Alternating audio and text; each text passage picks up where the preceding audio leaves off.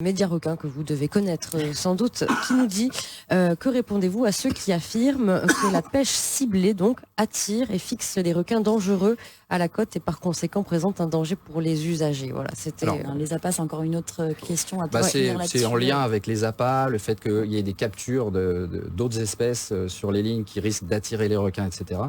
Alors je répondrai d'abord dans un premier temps que depuis qu'on pêche, il n'y a pas eu une augmentation des attaques et donc on n'a pas eu une observation d'une augmentation du risque dans les zones et dans les périodes dans lesquelles on pêchait, puisque au contraire, on a eu plutôt une baisse des attaques quand et où on pêchait.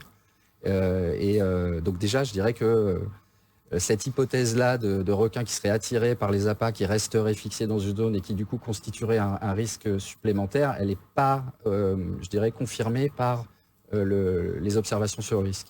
Ensuite, je dirais qu'on a, nous, mené une étude qui a fait l'objet d'une publication scientifique qui est sortie l'année dernière, sur laquelle on a travaillé avec nos collègues australiens et sud-africains, et qui montre que sur la base des requins qui étaient marqués à l'époque de Shark, quand on a commencé le programme Cap Requin, où on pêchait 24/24 en baie de Saint-Paul avec 2 drumlines, parfois 4, systématiquement appâtés du lundi jusqu'au jeudi, on n'a pas vu d'augmentation de la fréquentation des requins qui étaient marqués, puisqu'on avait les récepteurs autour des drumlines.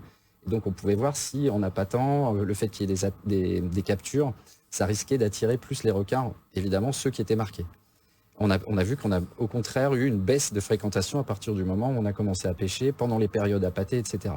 Ça, c'est des éléments qui se discutent. Je suis tout à fait prêt à discuter sur la méthodologie, mais on n'avait rien d'autre. Et on a quand même apporté, sur la base des marquages de Shark, une valorisation qui nous a permis de pouvoir répondre à cette question.